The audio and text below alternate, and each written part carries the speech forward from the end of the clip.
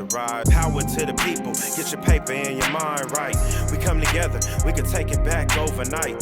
Throw your black fist up and don't be scared to fight.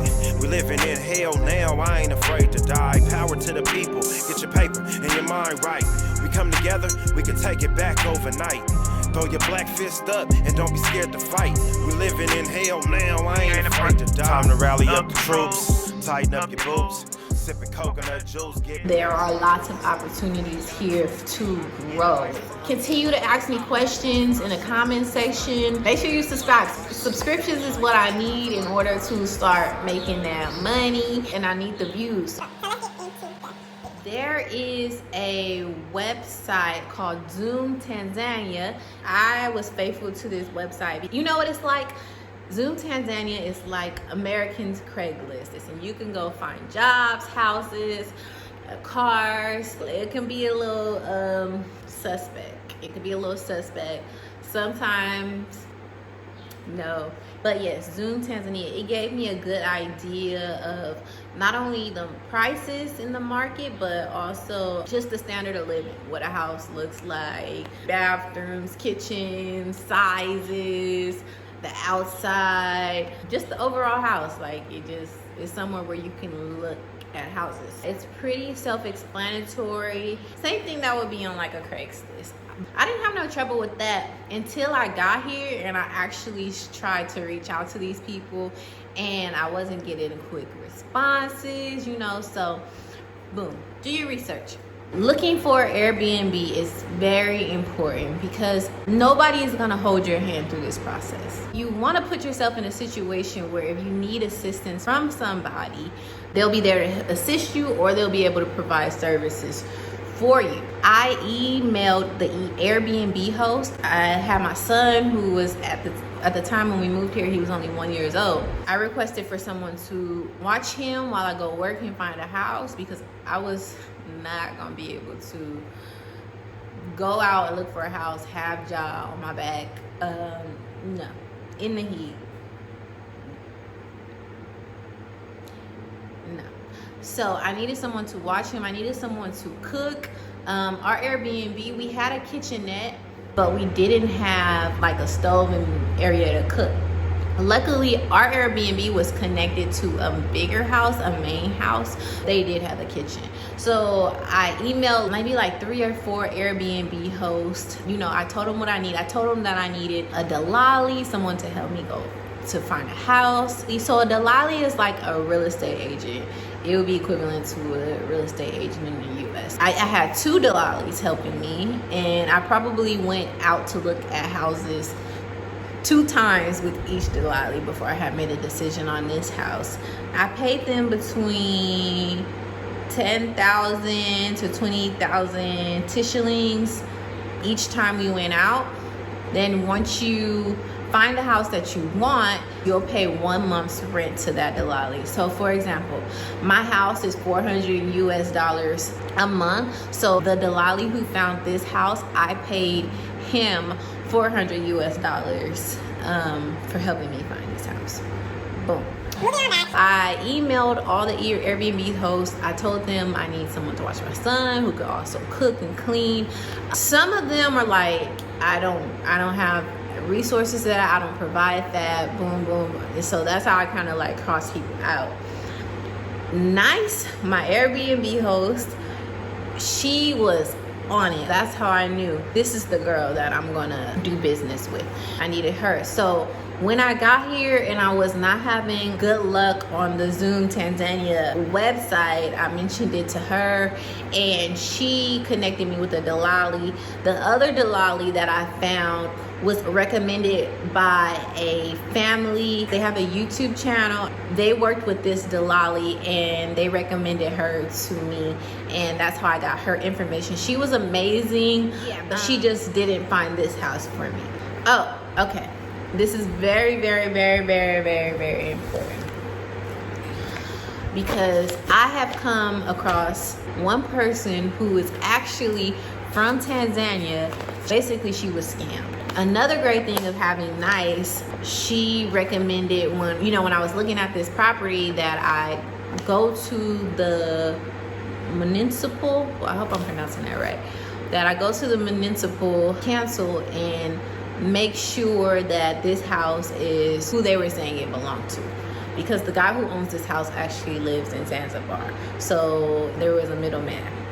I actually had somebody go for me. I paid him, I think, 10,000 shillings to go pick this paperwork up for me. 10,000 shillings, that's about $4 to $5 US. Every district should have a municipal council. And this is called a land rent invoice.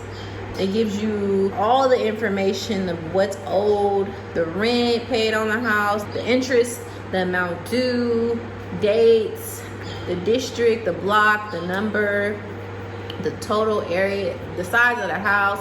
So yeah, it gives you a lot of information. So before you purchase or make any financial transactions, make sure you go get your documentation to make sure the house belongs to who they are saying it belongs to. This is a very, very, very important step. Even if you trust the people, just do it. Because honestly, even before I pulled this, Nice's dad confirmed that the guy who owned this house, in fact, owned this house. But even then, we still made sure we put this documentation. Okay? You just want to be strategic about it because you do want that process to be as smooth as possible. And there are a lot of things to think about and to consider when repatriating to a new continent or country. Also, I wanted to mention, I booked my Airbnb for a month. You don't want to make this experience stressful. Give yourself some time. I found our house within the first 2 weeks of being here. I was going hard too. Like, I was very, very focused. I was not on social media because once I found the house, then I needed to start going out and purchasing things that we needed: beds, mattresses, bedding, things to cook with, and just the basics, refrigerators, stuff like that, stuff that you would need. And it was very new to me because everything here, if you want to get your money's worth, to be honest, I know we think of the dollar like, oh, our dollar doubles when we get to Tanzania and to a lot of other places on the continent. Double is not quadruple, you know, so double can still go fast. You may only have enough to get you through the first year or second year. People here, they think that a lot of us are rich, and for a lot of us, for the majority of us, that is not the case. Like, we came to the continent with our last, and you want to be able to stretch that for as long as possible so that you can figure out the economy, figure out what it is you want to do here, figure out what type of businesses you want to open up, right? I had my last that I brought here, so I need to stretch it. I'm still stretching it. I did not go into any stores to buy my furniture. Everything was a process. This couch took a week to make. My table took maybe 2 weeks to make, and that was because the elder made it for me. So, you know, I'm not gonna rush him, and the quality of it is great. My bed, the bed in the master bedroom, took about the same, about 3 weeks to make. Again, the same person who made the table made that.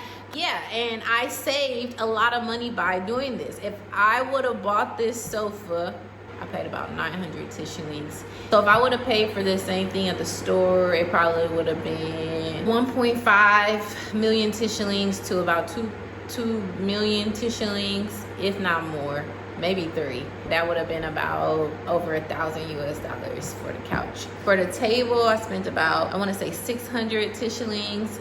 If I would have bought that table in the US, I would have spent probably about $2,000. We negotiated for everything. So again, that's a process as well. Buying a refrigerator could be an all-day process because I want to get my money's worth. I want to get as close to the local rates as possible because, again, this is experience. We don't have enough to just money stacked up to just come here and just be in paradise. That wasn't my experience. And so I'm penny pinching, you know, I'm trying to get the best of the best price so that this experience makes sense for us. If I would have just went to the stores, even for groceries, if I was just to go to the grocery store and buy groceries, I would be tapped out. No, we're going to the market, we're going to the locals, and honestly, the produce is way fresher and half the price. You go through so other people can go through, right? So when my people come here, I'm able to show them how to get by as cheap as possible. You know, if they got it like that to do it differently, like at least they have the option. But we don't even have the doors open for us. Once we get here, we still have to worry about things such as visas, and we'll talk more about that type of stuff later. U.S. citizens, we automatically get a 3-month visa, but then you have to renew that visa. And the way that you renew that visa is you have to leave the country, even if it's just next door to Kenya, and come back in the country so you can get another 3 months. Or there's other ways. There's student visas, there's work visas, there's volunteer visas. And again, we'll do that. That's a whole nother video. If you want to begin to do research on that in whatever country it is you're visiting, definitely I would recommend that as well. So thank y'all for tuning in. Please like this video and make sure you subscribe. Time to rally up the troops, tighten up your boots, sipping coconut juice, getting back to my roots. Queen Yanni so sweet, I can eat it like fruit. I'm off the top of the roof when I shoot. Sniper.